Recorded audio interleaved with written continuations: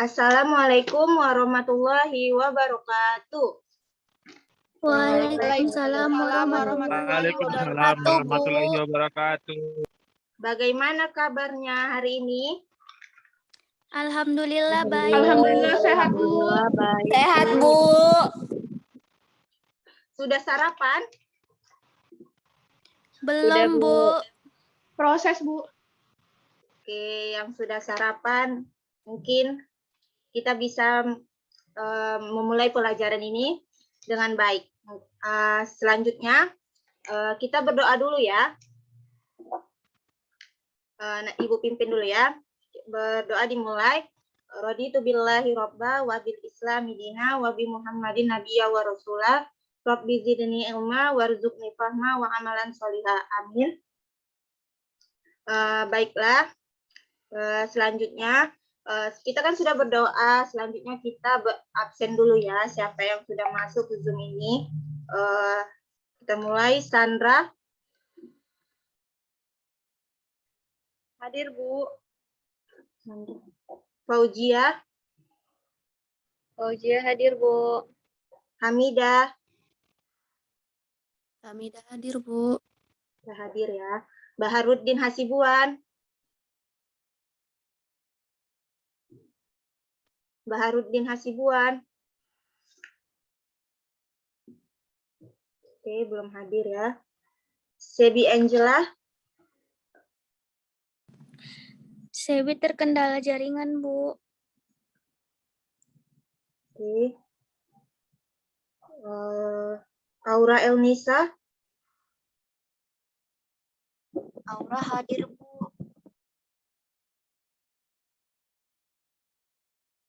Ayu Indah Lestari.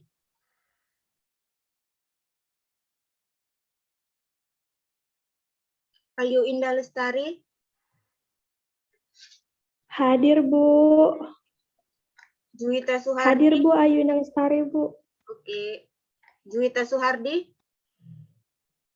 Hadir, Bu. Erlinda Marito Pulungan. Erlinda hadir, Bu. Fahmi. Muhammad Fahmi. Hadir, Bu. Lisdiana.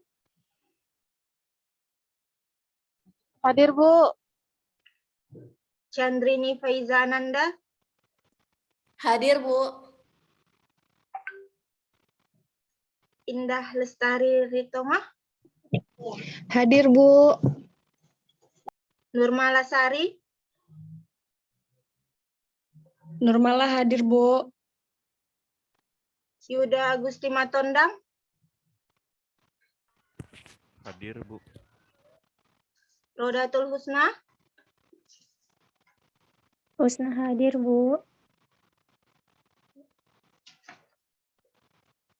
Vera Hastini. Vera hadir, Bu. Oke, baik ya. Semua sudah dipanggil kan?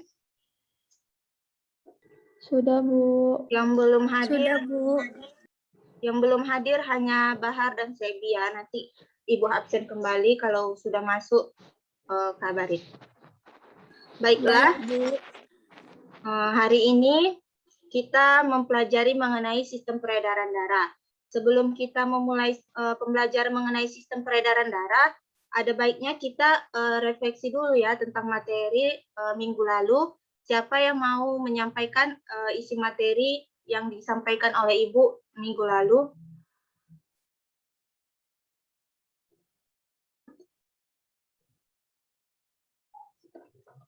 Saya, Bu. Ya, Nurmala, boleh menyampaikannya.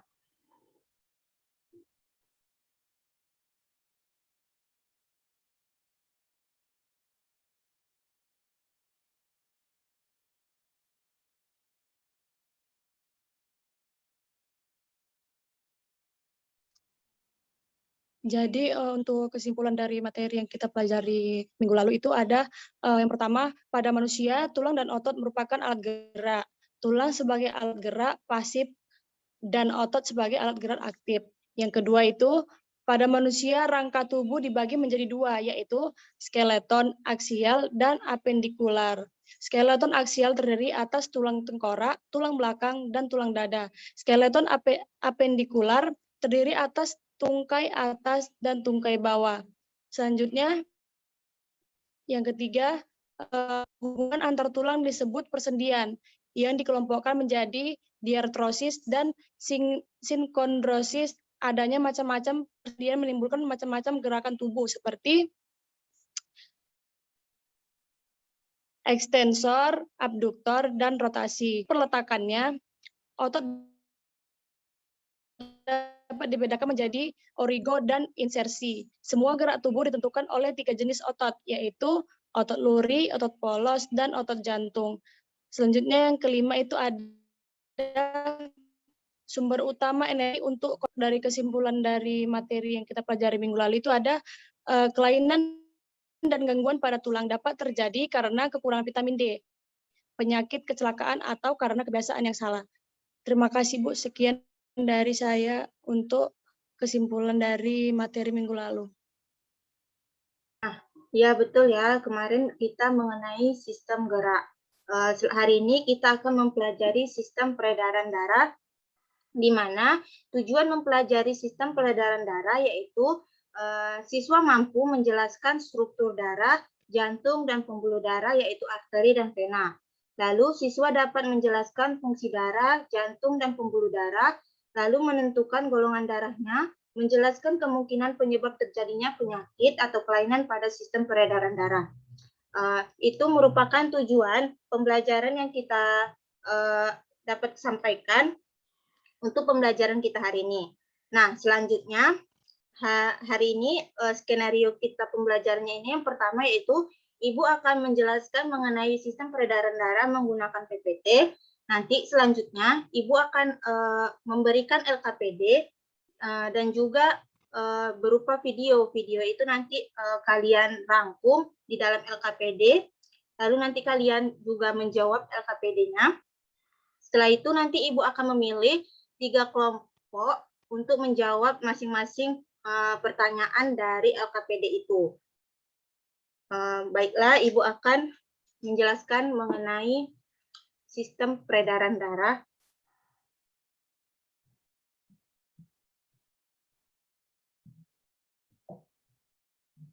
Sudah nampak PPT-nya? Sudah, Bu. Sudah, Bu.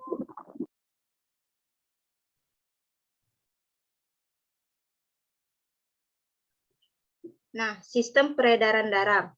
Di dalam sistem peredaran darah ini, kita akan mempelajari sub-sub materi mengenai darah, struktur peredaran darah, dan kelainan pada darah. Yang pertama yaitu kita akan mempelajari mengenai darah.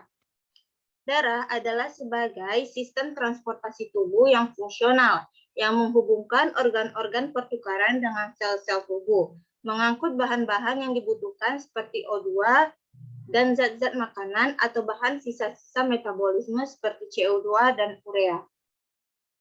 Pada manusia dan hewan yang merupakan vertebrata yang kompleks, difusi saja tidak cukup untuk pengangkutan bahan-bahan kimia dengan jarak makroskopis. Hal ini disebabkan oleh kecepatan zat-zat untuk berdifusi tidak seimbang dengan kebutuhan.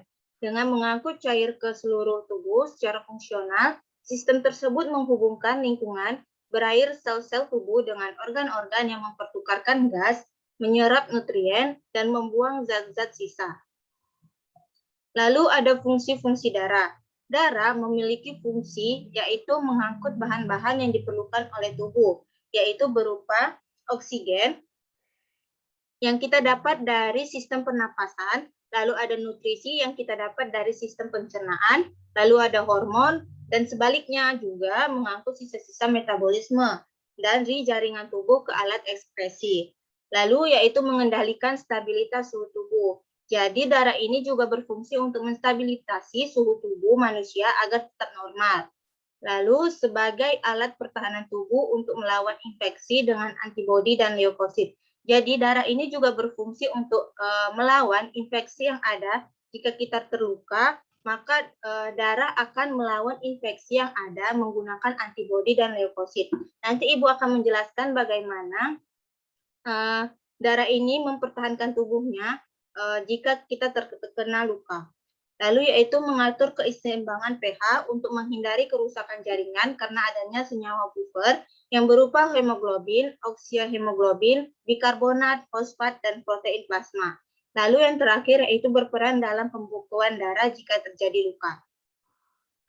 Lalu komponen-komponen darah. Darah sendiri itu mempunyai banyak komponen. Yang pertama yaitu plasma darah, lalu ada komponen-komponen darah. Plasma darah itu terdiri dari 90% air yang di dalamnya terlarut berbagai macam zat seperti sari makanan, garam mineral, hormon, enzim, protein, dan sisa metabolisme. Lalu adanya garam dan mineral yang misalnya NaCl, KCl, dan garam fosfat. Yang adanya garam ini yang menyebabkan tekanan darah dalam pembuluh darah kapiler lebih besar daripada tekanan darah dalam jaringan. Sehingga darah yang terdapat di dalam pembuluh kapiler dapat masuk dalam jaringan dan sebaliknya tekanan darah dalam jaringan lebih besar daripada tekanan darah pada vena. Sehingga darah dari jaringan dapat masuk ke vena yang menyebabkan adanya keseimbangan pada tekanan darah. Lalu ada protein plasma. Protein ini terdiri dari globulin yang berfungsi untuk membentuk zat antibodi dan protombin. Lalu ada fibrinogen, yaitu berfungsi untuk dalam proses pembelahan. Ada albumin yang berfungsi untuk menjaga tekanan osmotik. Dengan adanya albumin di dalam plasma, maka tekanan osmotik di dalam sel darah dengan plasma darah sama sehingga cairan plasma tidak dapat ke dalam sel darah. Lalu ada serum plasma darah yang tidak mengandung fibrinogen dan berisi antibodi. Lalu ada antitoksin yang berfungsi untuk menetralkan racun. Dan yang terakhir yaitu opsimin yang berfungsi untuk memacu sifat fagosit dan leukosit. Lalu ada sel-sel darah. Sel-sel darah sendiri ini mempunyai 3 bagian, yaitu sel darah merah, sel darah putih, dan keping darah. Yang pertama, Ibu akan menjelaskan mengenai sel-sel darah. Sel-sel darah merah yaitu dia berbentuk lonjong, bikonveks dengan mengandung inti lonjong kecuali pada mamalia, berbentuk bundar, bikonvat atau cekung di kedua sisinya, dan tidak berinti dan warnanya merah karena mengandung hemoglobin. Protein rangkap yang mengandung Fe terdiri atas hemin dan globin yang berdiameter 7-8 mm. Setiap 1 mm kubik, darah mengandung 4-6 juta sel dan sel darah merah pada laki-laki dewasa yaitu sekitar 5 juta per milimeter kubik, sedangkan pada wanita 4,5 juta milimeter kubik. Lalu ada sel darah putih. Sel darah putih ini terbagi menjadi 2, yaitu granulosit dan agranulosit. Leukosit ini berukuran lebih besar daripada eritrosit, yang bentuknya tidak tetap atau ameboid, yang besarnya bervariasi antara 8-15 nanometer. Jumlahnya yaitu 6.000 sampai 11.000 tiap milimeter kubik, serta memiliki inti sel. Leukosit dapat dibedakan menjadi 2, yaitu yang tadi Ibu jelaskan, yaitu mengenai granulosit dan agranulosit. Granulosit ini terdiri juga dari beberapa bagian, yaitu eosinofil, basofil, dan neutrofil. Granulosit ini mempunyai 75% dari seluruh leukosit. Plasmanya mengandung granula atau butir-butiran halus, dibuat di dalam sumsum merah oleh jaringan retikul endotelium. Granulosit merupakan sel fagosit yang memakan benda asing, terutama bakteri, yang dimana granulosit ini dapat menembus dinding kapiler yang disebut dengan diapedesis serta masuk ke dalam jaringan. Granulosit ini kan terbagi menjadi 3, yaitu eosinofil yang menyerap zat-zat warna yang bersifat asam atau eosin yang granulanya berwarna merah. Jumlahnya yaitu berkisar antara 4%. Lalu adanya basofil yang itu menyerap warna yang bersifat busa atau mitelin biru, yang granulanya berwarna biru yang berjumlah 1%. Lalu yang ketiga yaitu neutrofil yang menyerap zat warna baik bersifat asam maupun basa. Granulanya yaitu berwarna merah kebiruan yang jumlahnya 70% merupakan dari fagosit. Lalu yang kedua yaitu tentang agranulosit. Agranulosit ini terdiri juga terbagi menjadi dua, yaitu limfosit dan monosit. Agranulosit ini tidak mengandung granula atau butiran yang intinya relatif besar, jumlahnya juga sekitar 25%, dan agranulosit ini dibedakan menjadi limfosit yang jumlahnya 23%, dibentuk oleh sumsum merah, limfa, dan kelenjar limfa.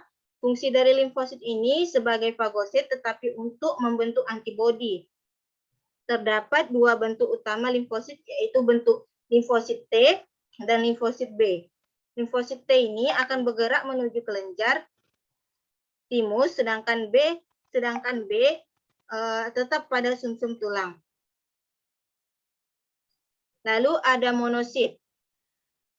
Ukurannya itu sekitar 9 sampai 12 nanometer dan jumlahnya hanya sedikit yang dibentuk di hati dan limfa. Fungsi monosit ini sama dengan granulosit yang memakan bakteri dan benda-benda asing yang dapat berpindah dari aliran darah ke jaringan. Pada jaringan, monosit membesar dan bersifat fagosit menjadi makrofag. Lalu makrofag ini akan merupakan fagosit yang utama dan paling efektif. Lalu yaitu tentang keping darah. Keping darah merupakan bentuknya itu tidak teratur yang berukuran berkisar 3 nanometer dan tidak memiliki inti. Jumlahnya yaitu berkisar antara 200.000 sampai 450.000 per milimeter kubik pada darah. Yang trombosit yang dibuat dalam sumsum merah dari megakorosit. Megakorosit ini merupakan trombosit yang sangat besar dalam sumsum tulang. Yang apabila terjadi luka, darah akan keluar dan bersentuhan dengan permukaan luka yang kasar dan akan pecah. Ini coba lihat tanda panah ini tentang mekanisme pembekuan darah. Jadi keping darah ini akan berperan dalam pembekuan darah jika terjadinya luka, yaitu di mana lihat trombosit yang pecah akan mengeluarkan trombokinase, yang di mana trombokinase akan menjadi trombin, di mana membutuhkan CA2 dan vitamin K akan membentuk trombin, di mana trombin ini akan membentuk fibrinogen yang menjadi fibrin. Ini akan menjadi mekanisme pembekuan darah. Lalu yaitu mengenai struktur alat peredaran darah. Alat peredaran darah yaitu berupa jantung. Jantung manusia berada di dalam rongga dada dan berada di sebelah kiri. Rata-rata berat jantung sekitar 340 gram untuk laki-laki dan 255 gram untuk perempuan. Jantung tersusun dari 3 lapisan, yaitu perikardium, miokardium, dan endokardium. Perikardium itu merupakan selaput pembungkus jantung yang merupakan pembungkus jantung yang berupa kantung rangkap yang di dalamnya berisi cairan untuk melindungi jantung dari gesekan organ. Lalu ada miokardium yang merupakan lapisan otot jantung yang terdiri atas berkas-berkas otot yang mempunyai kemampuan berkontraksi sehingga jantung dapat berdenyut seumur hidup. Lalu ada endokardium yang merupakan selaput yang membatasi ruang jantung yang lapisan ini mengandung pembuluh darah dan saraf. Jantung ini terdiri dari 4 ruang, yaitu 2 serambi atau atrium yang serambi kiri dan serambi kanan. Lalu ada 2 bilik, yaitu ventricle yang berupa bilik kiri dan bilik kanan, di mana sekat yang memisahkan jantung menjadi bagian kiri dan kanan disebut septum cordi, dan sekat yang memisahkan antrium dan ventrikel disebut septum atrioventriculum. Sekat antara serambi kiri dan kanan pada fetus masing-masing terdapat lubang yang disebut foramen ovale dan akan tertutup dengan sendirinya kurang lebih 10 hari setelah kelahiran. Antara serambi kiri dan bilik kiri dihubungkan oleh katup berkelopak dua atau valvula bicuspidalis yang merupakan terdapat di antara serambi kanan dan bilik kanan yang dihubungkan oleh katup berkelopak tiga atau valvula tricuspidalis. Jadi di serambi kiri dan serambi kanan katupnya itu akan berkelopak dua, sedangkan pada serambi kanan dan bilik kanan akan dihubungkan oleh katup berkelopak tiga. Katup-katup ini tersebut diperkuat oleh korda tendine. Katup-katup ini tersebut mencegah darah dari bilik tidak dapat kembali ke atrium. Pada pangkal aorta dan pangkal arteri pulmonalis atau pembuluh nadi paru-paru terdapat katup membentuk bulat sabit atau valvula semilunaris yang mencegah darah tidak kembali ke jantung. Nah, coba lihat strukturnya ini, yaitu ini paru-paru jantung, di mana di jantung ini ada arteri pulmonalis yang membawa darah yang banyak mengandung CO2. Lalu ada serambi kanan yang berfungsi untuk menerima darah kotor dari seluruh tubuh. Lalu bilik kanan yang memompa darah kotor dari jantung menuju paru-paru. Lalu paru-paru sendiri berfungsi untuk sebagai penyuplai oksigen ke dalam darah. Ini paru-paru, coba lihat. Lalu ada vena pulmonalis. Kalau ini kan arteri pulmonalis, yang kalau ini vena pulmonalis. Kalau arteri berwarna biru, kalau vena berwarna merah ini. Vena ini mengalirkan darah yang kaya oksigen atau O2 dari paru-paru menuju jantung. Lalu ada serambi kiri yang di sini merupakan menerima darah bersih dari paru-paru. Lalu ada bilik kiri yang berfungsi untuk memompa darah bersih ke seluruh tubuh.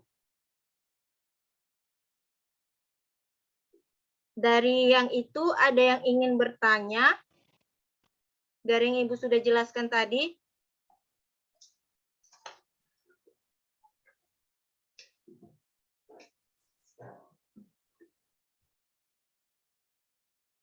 Oke, baiklah, kita lanjut.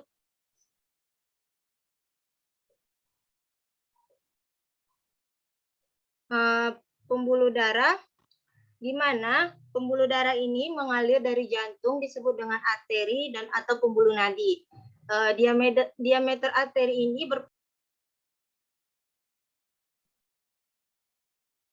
Nah, selanjutnya yaitu mengenai pembuluh darah. Pembuluh darah ini yang merupakan saluran yang mengalir dari jantung disebut dengan arteri atau pembuluh nadi yang berdiameter sekitar 20 mm yang sampai ke cabang-cabangnya paling kecil, yaitu arteriol yang berkisar 2, mm. Dinding arteri ini bersifat elastis atau kenyal yang mampu berkontraksi. Terdiri ada 3 macam jaringan, yaitu jaringan ikat di lapisan paling luar, jaringan otot yang paling tebal, lalu jaringan endotel yang melapisi permukaan dalam arteri. Penimbunan senyawa-senyawa lemak pada dinding arteri menyebabkan penyempitan pembuluh dan hilangnya kekenyalan dinding arteri. Keadaan ini disebut dengan arteriosklerosis, di mana cabang-cabang halus dari arteriol yang tersebar di seluruh jaringan tubuh adalah pembuluh kapiler. Diameternya kurang lebih 7 mikron. 1 mikron itu 0,001 mm, sehingga hanya 1/1 sel darah yang dapat melewatinya. Sel dinding kapiler ini tersusun dari lapisan sel endotel yang memungkinkan terjadinya pertukaran zat antara darah dan cairan jaringan secara difusi. Lalu proses peredaran darah. Proses peredaran darah pada manusia ini terdiri dari dua, yaitu peredaran darah besar dan juga peredaran darah kecil.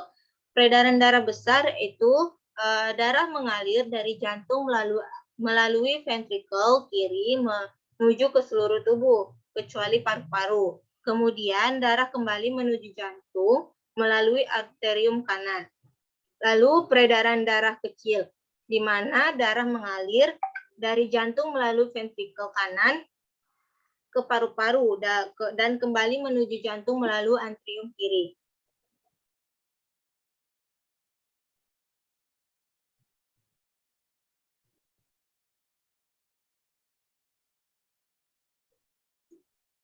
Lalu yang terakhir yaitu Ibu akan menjelaskan mengenai kelainan pada darah. Ibu akan menjelaskan mengenai kelainan darah ini ada 3 macam, yaitu pertama itu leukosit, leukemia. Leukemia ini ditandai dengan meningkatnya jumlah leukosit secara tajam yang mencapai 1 juta per milimeter kubik darah atau lebih. Keadaan ini sangat berbahaya karena sel pada sumsum tulang menghancurkan eritrosit yang digantikan oleh leukosit sehingga menghambat pembentukan eritrosit. Untuk mengatasi leukemia ini, selain pemberian obat-obat, pasien diberi transfusi darah atau dilakukannya transplantasi sumsum tulang belakang. Lalu yang kedua yaitu mengenai hemofili. Kelainan pada darah ini yaitu berupa kelainan yang bersifat genetis. Penderitanya tidak mampu melakukan proses pembekuan darah pada saat luka atau pembuluh darahnya pecah. Jadi dia kalau terjadinya luka, dia tidak jadi pembekuan darah yang sudah Ibu jelaskan tadi. Jadi dia sukar untuk darahnya itu membeku. Proses pembekuan darahnya ini sangat lama sehingga darah terus mengalir. Hal ini terjadi karena tubuh tidak memiliki faktor pembekuan darah seperti AHG atau anti-hemoplik globin atau PTC atau plasma tromboplastin kompen. Hemofili ini dapat diatasi dengan cara transfusi darah selama penderita mengalami pendarahan. Jadi kalau ada yang terkena hemofili ini, jangan luka, jadi jangan darahnya itu jangan terbuka atau jangan terjadinya luka, sehingga kalau misalnya terjadinya luka, darahnya itu sukar untuk membeku. Lalu yang terakhir yaitu anemia. Anemia sering kita sebut dengan rendahnya kadar hemoglobin atau darah rendah ya, di mana kadar hemoglobin dalam darah mengganggu lancarnya pengangkutan oksigen. Anemia disebabkan oleh beberapa hal, yaitu kehilangan banyak darah karena pendarahan hebat, luka bakar, infeksi cacing tambang. Lalu ada gangguan pembentukan darah, misalnya karena kekurangan vitamin dan zat-zat makanan tertentu. Lalu gangguan dan kerusakan pada sumsum tulang sehingga pembentukan sel darah merah atau eritrosit terhambat. Lalu yang terakhir yaitu penghancuran sel-sel darah merah yang terlalu cepat dan banyak, misalnya karena penyakit malaria, di mana untuk mengatasi anemia ini maka dilakukannya transfusi darah. Oke, itu aja materi yang Ibu jelaskan mengenai sistem peredaran darah. Selanjutnya, Ibu akan memberikan LK yang Ibu share di dalam grup WhatsApp, yang nanti kalian kerjakan. LK itu ada terdiri dari 3.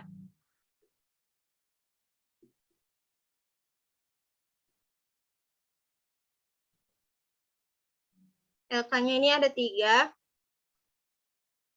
soal. Yang pertama itu perhatikan video. Nanti Ibu akan share video. Nanti kalian rangkum dengan menggunakan bahasa kalian sendiri yang mudah dimengerti. Lalu 2 soal, yaitu soal pertama dan soal kedua dan ketiga mengenai gambar. Ibu bentuk dulu kelompoknya. LKPD-nya ini dikerjakan secara kelompok. Kelompok pertama yaitu Sandra, Fauzia, Hamidah, Bahar, dan Sebi. Lalu kelompok kedua yaitu Aura, Ayu, Juwita, Erlinda, Fahmi, dan Listiana. Lalu yang ketiga Chandrini, Indah, Nurmalasari, Yuda, Husna, dan Vera. Itu 3 kelompok itu nanti setiap masing-masing perwakilan satu kelompok akan menjelaskan satu soal. Ibu kirim videonya untuk kalian rangkum.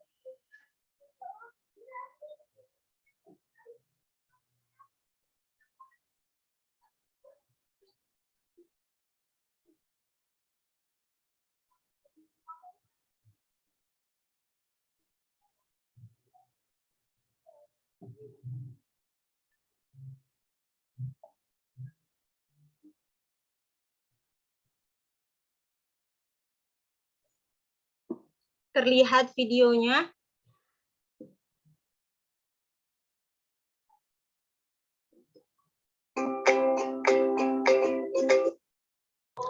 Belum, Bu. Maaf, Bu, belum. Suaranya, Bu, yang baru keluar, Bu. Bentar ya.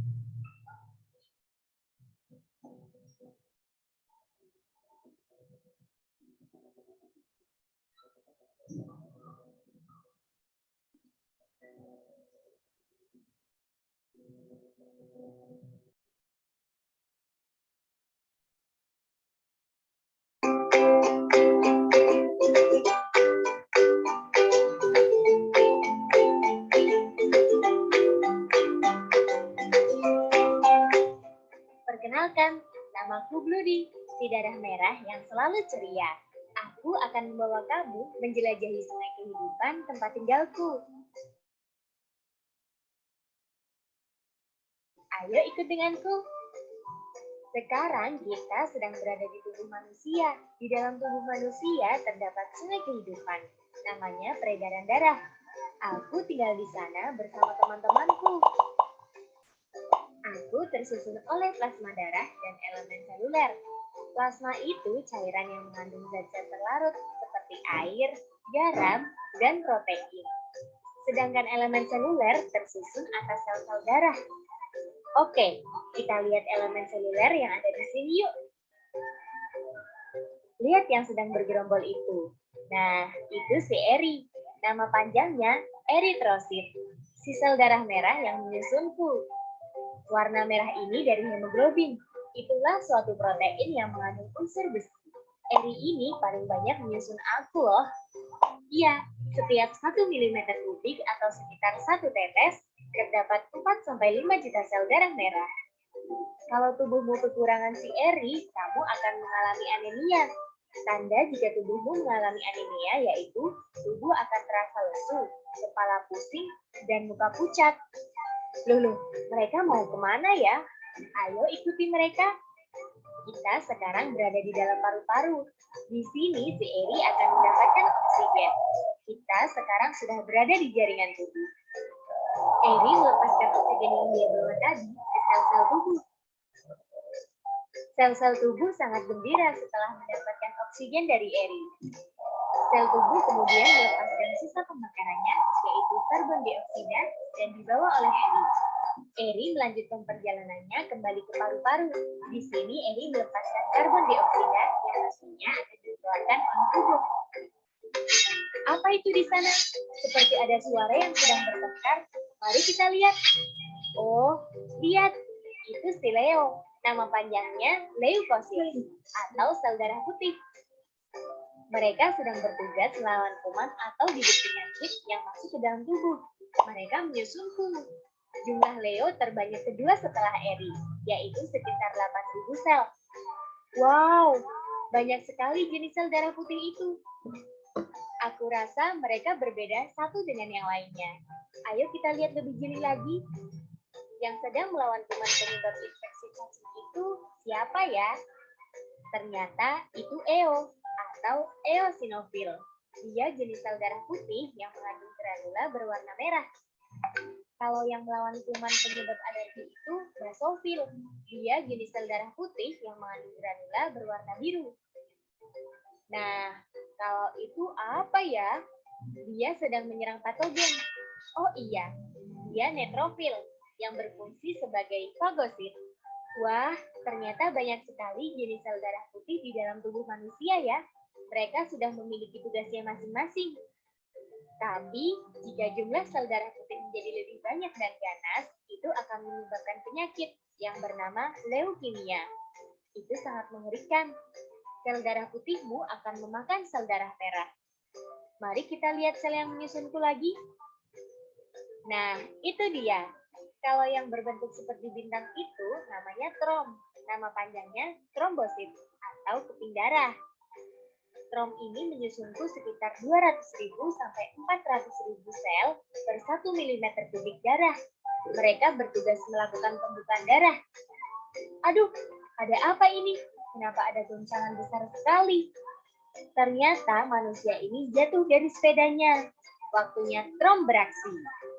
Lihat, saat ada bagian tubuh terluka, trom akan pecah karena bersentuhan dengan permukaan dasar dari pembuluh darah yang luka. Tenang, si trom ini punya senjata ampuh loh. Di dalam trom terdapat enzim trombokinase atau tromboplastin. Enzim itu akan mengubah protrombin menjadi trombin. Wah, mereka sedang berkumpul membentuk benang-benang fibrin dari trombin tadi untuk menutup luka. Syukurlah darah sudah tidak keluar lagi dari manusia ini.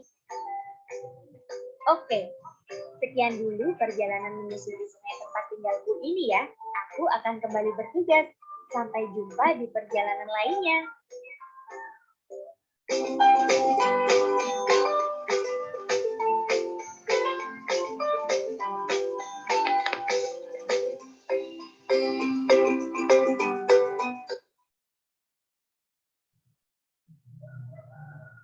Baiklah, itu video yang akan nanti kalian rangkum di dalam soal nomor 1. Selanjutnya untuk soal nomor 2 dan 3, Ibu beri waktu 5-8 menit untuk menjawab pertanyaannya. Nanti setelah 5-8 menit, Ibu akan suruh kalian untuk presentasi sesuai dengan kelompoknya. Jadi untuk soal nomor 1 akan dijawab oleh nomor 1 akan dijawab kelompok 1 dan seterusnya. Boleh mematikan kameranya untuk menjawab pertanyaan Ibu dan diskusi kelompok ya. Baik, Bu. Baik, Bu.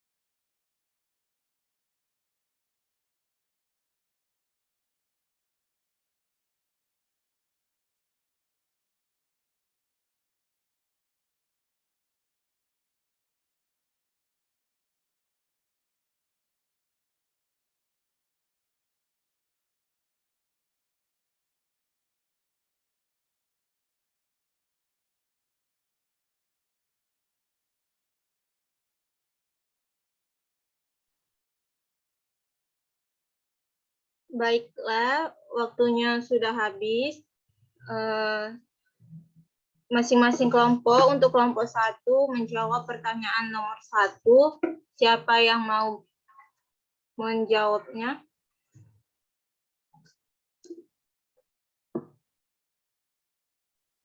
Saya, Bu. Ya, Hamidah. Kepada Hamidah, Ibu persilahkan untuk menjawab nomor 1. Baiklah, saya di sini perwakilan dari kelompok 1 akan menjelaskan hasil amatan kami dari video tersebut, yang mana jawabannya yang pertama adalah sel darah merah berbentuk lonjong, bikonveks dengan inti lonjong kecuali pada mamalia yang berbentuk bundar atau bikonkav. Tidak berinti dan berwarna merah karena mengandung hemoglobin, yaitu protein tangkap yang mengandung Fe terdiri atas hemin dan globin. Kedua, sel darah putih atau leukosit. Leukosit berukuran lebih besar daripada eritrosit, bentuknya tidak tetap atau ameboid, serta memiliki inti sel. Leukosit dapat dibedakan menjadi 2 tipe, yaitu yang pertama, granulosit yang dibedakan berdasarkan reaksi granulanya yang terdapat zat pewarna, yaitu 1 eosinofil, 2 basofil, 3 neutrofil. Dan yang kedua ada agranulosit. Agranulosit dibedakan menjadi 2, yang pertama ada limfosit, yang kedua monosofit. Kemudian yang ketiga ada keping darah. Keping darah pembeku atau trombosit. Trombosit bentuknya tidak beraturan, berukuran kecil, dan tidak memiliki inti. Jumlahnya 200.000 sampai 450.000 darah. Apabila terjadi luka dan darah keluar, trombosit akan bersentuhan dengan permukaan luka yang kasar dan akan pecah, yang akan mengeluarkan tromboplastin atau trombokinase. Trombokinase bersama-sama ion Ca+ akan mengubah protrombin menjadi trombin. Protrombin adalah senyawa globulin yang larut dalam plasma darah. Kemudian protrombin dibuat di dalam hati dengan bantuan vitamin K.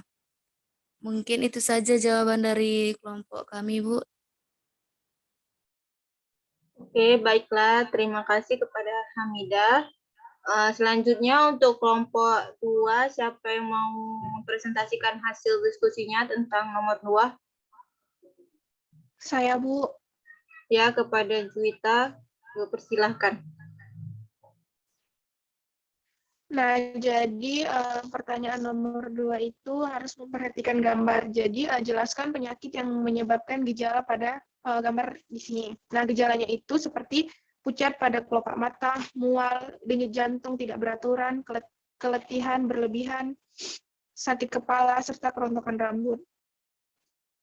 Nah, jadi gejala tersebut itu merupakan penyakit anemia. Nah, anemia ini adalah salah satu penyakit gangguan darah yang ditandai dengan kurangnya jumlah sel darah merah dalam tubuh manusia. Nah, kurang darah juga bisa terjadi jika sel-sel darah merah tidak mengandung cukup hemoglobin. Nah, hemoglobin sendiri adalah protein kaya zat besi yang memberikan warna merah pada darah. Protein ini membantu sel-sel darah merah membawa oksigen dari paru-paru ke seluruh tubuh. Jika tubuh kekurangan asupan zat besi dari makanan, hemoglobin akan terganggu. Nah, gejala anemianya tadi merasa lebih sering dari biasanya, terus sakit kepala dan sulit berkonsentrasi atau berpikir. Mungkin hanya itu, Bu, yang dapat saya sampaikan. Saya kembalikan. Baiklah, terima kasih kepada Juwita Suhardi. Selanjutnya untuk materi nomor 3 oleh kelompok 3. Siapa yang mau presentasikan? Saya, Bu. Ya, Chandrini. Dipersilahkan. Oh, ya sebentar ya, Bu. Nah, jadi di sini saya akan mencoba menjelaskan pertanyaan nomor 3, di mana di situ terdapat dua gambar, yaitu yang gambar pertama merupakan gambar dari darah yang normal, sedangkan gambar kedua yaitu gambar B itu gambar polisitemia atau yang biasa juga disebut dengan eritrositosis yang merupakan gangguan pada darah karena tubuh memproduksi sel darah merah terlalu banyak, akibatnya kekentalan darah meningkat. Nah, tugas sel darah merah yaitu untuk membawa oksigen ke organ dan jaringan tubuh sehingga menjadi terganggu. Selain itu, dapat terjadi pembekuan darah dan komplikasi lainnya. Definisi jumlah tingginya sel darah merah berbeda antara fasilitas kesehatan. Rentang angka normal pria dewasa adalah 4,35 sampai 5,65 juta dan 3,92 sampai 5,13 juta untuk wanita. Nah, angka normal untuk anak-anak bervariasi tergantung usia dan jenis kelamin. Gejalanya itu bisa seperti sakit kepala, penglihatan kabur, berubahnya warna kulit menjadi merah di bagian wajah, tangan, serta kaki, dan mudah merasa lelah dan mengakibatkan tekanan darah tinggi. Mungkin itu saja, Bu, jawaban dari kelompok kami. Baiklah, terima kasih kepada Chandrini yang sudah menjelaskan soal nomor 3. Selanjutnya, itu merupakan diskusi kita mengenai sistem peredaran darah. Selanjutnya, Ibu akan memberi kesimpulan mengenai materi kita tentang sistem peredaran darah, di mana kesimpulannya yaitu darah berfungsi sebagai alat pengangkut zat-zat makanan, sisa-sisa metabolisme dan hormon, serta mengandung keseimbangan asam basa cairan tubuh. Lalu, darah terdiri atas plasma darah dan sel-sel darah, di mana plasma darah mengandung 90% air dan selebihnya adalah protein-protein darah, seperti albumin, globulin, dan fibrinogen. Garam, serta sisa-sisa metabolisme, hormon, dan gas terlarut. Sistem peredaran darah ini terdiri dari jantung yang terdiri dari 4 ruang yang masing-masing berhubungan dengan pembuluh darah. Arteri atau pembuluh nadi mengalirkan darah dari jantung yang memiliki diameter bervariasi, mulai dari yang paling besar yaitu aorta sekitar 20 mm, sampai ke cabang-cabang yang paling kecil yaitu arteriol berkisar 0,2 mm. Mungkin itu saja materi yang Ibu sampaikan mengenai sistem peredaran darah pada pertemuan hari ini. Untuk referensi kalian mengenai sistem peredaran darah, Ibu memberikan tugas berupa gambaran tentang peredaran darah besar dan kecil yang kalian gambar dalam bentuk A4. Nanti kalian foto dan masukkan ke dalam WhatsApp group dan cantumkan nama kalian ya. Mungkin itu saja yang Ibu sampaikan. Lebih dan kurang Ibu mohon maaf. Wabillahi taufiq wal hidayah. Wassalamualaikum warahmatullahi wabarakatuh. Waalaikumsalam warahmatullahi wabarakatuh. Wabarakatuh.